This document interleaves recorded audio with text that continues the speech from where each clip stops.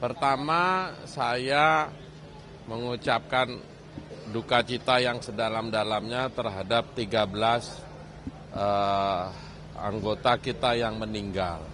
Tentu ini harus menjadi tanggung jawab Panglima TNI dan Kepala Staf untuk untuk melayani mereka sampai pemakaman dan lain-lainnya sebaik-baiknya. Itu yang pertama, itu yang paling penting.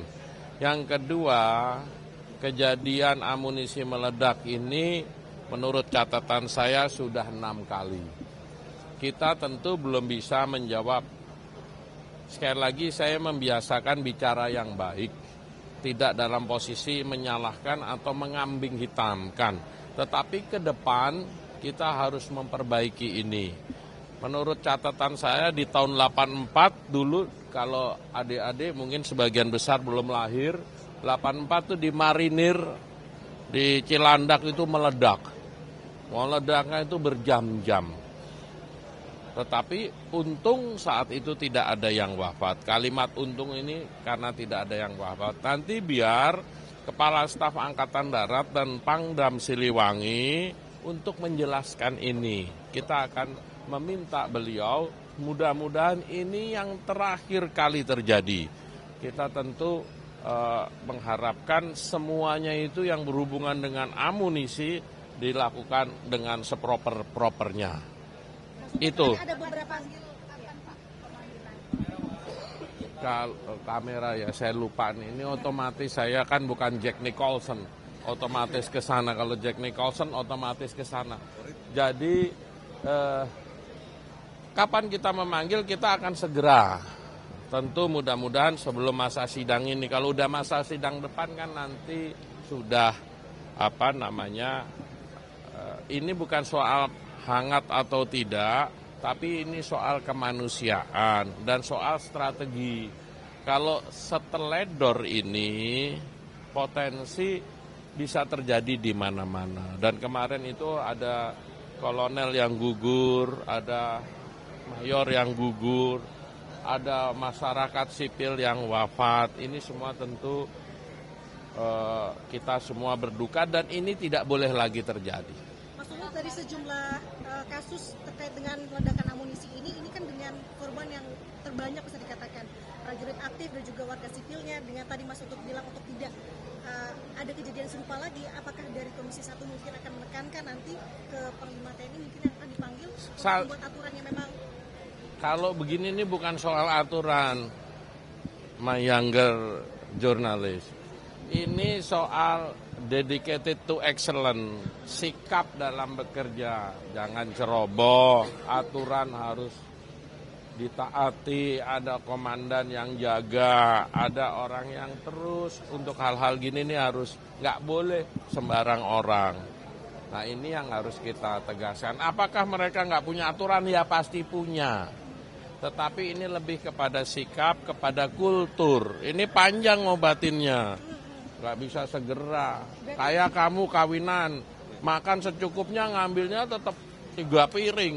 Yang dimakan sedikit. Ini ngobatin gini aja udah 3 generasi nih nggak habis. Nah itu berkaitan dengan kultur, berkaitan dengan peradaban.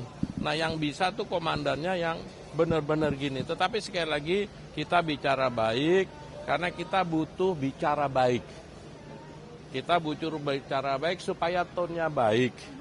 Supaya Indonesia ke depan mindset-nya positif. Berarti artinya peristiwa ini terjadi ada kecerobohan begitu ya Mas ya? Kalau misalkan dari evaluasinya sendiri kalau maksudnya. Ya, kalau saya gimana mengevaluasi, orang tahu aja enggak, cuman berita.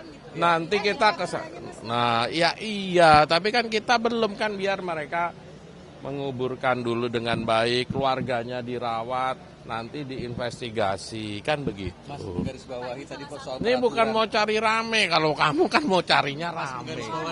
Wartawan tuh kan cuma mau cari rame. Mas, menggaris bawahi soal aturan tadi kan ada warga sipil yang ikut menjadi korban. Bagaimana kemudian? Ya nanti kita undang Panglima, Pangdam, dan Rem yang bertugas di sana dan komandan-komandan lapangannya.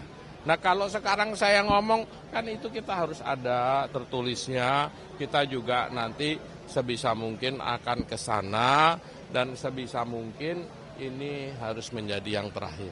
Oke ya? Pak, sedikit Pak soal mantan TNI yang ikut berperang di Ukraina Rusia itu bagaimana? Apakah benar itu bayaran dan prosedur dari Ya kalau ini ya saya mana tahu bener bayaran apa enggak. Nah mestinya kayak begini-begini kan, ini saya juga taunya kan dari wartawan. Saya nggak punya kemampuan tahu segalanya. Kalau saya diminta tanggapan, ada orang per orang pergi, ya saya juga belum bisa jawab sekarang.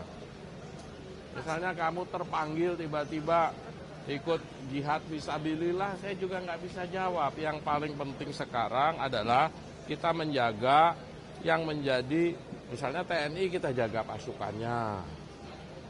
Malah kalau hemat saya ke depan itu kita perbaiki, misalnya TNI itu harus jauh dari masyarakat sipil. Contoh kalau kamu ke Mabes, depannya udah warung semua. Kalau di Brigif Cilodong, Brigif 1, itu kalau ada apa-apa di Jakarta, pergerakan pasukannya, tanknya mau keluar, nggak bisa, orang depannya warung pangkalan ojek. Nah ini yang ke depan harus kita pikirin strateginya. Dulu memang daerah itu hutan. Nah, ini yang negara harusnya hadir.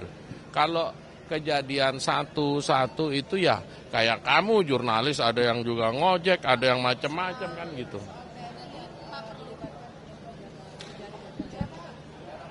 Saya belum baca Memorandum of Understanding-nya, dan juga saya juga belum melihat apa sih yang dibicarakan. Nah, saya gimana mau komentar?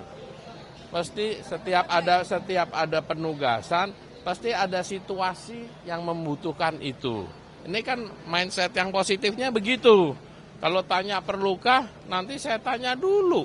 Orang saya belum ngomong sama kejaksaan, saya belum ngomong sama TNI, kejaksaan mintanya apa, TNI menganggapnya apa, kan kita belum tahu. Kalau saya komentar nanti.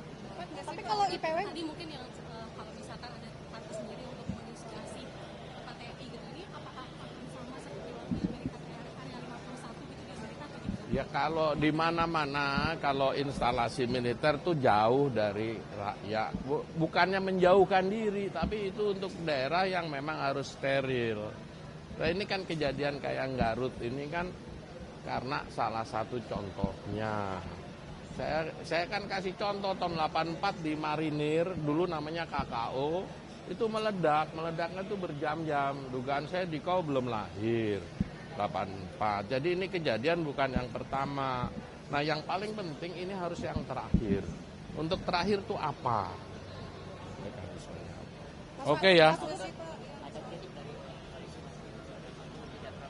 Ya kalau kritik saya nggak gini, kalau kritik saya nggak menjawab. Kalau kritik kan pasti benernya aja.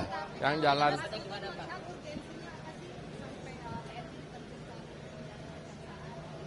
Nah, ini kamu udah saya jawab, nanya lagi. Ya udah ya. tapi kalau IPW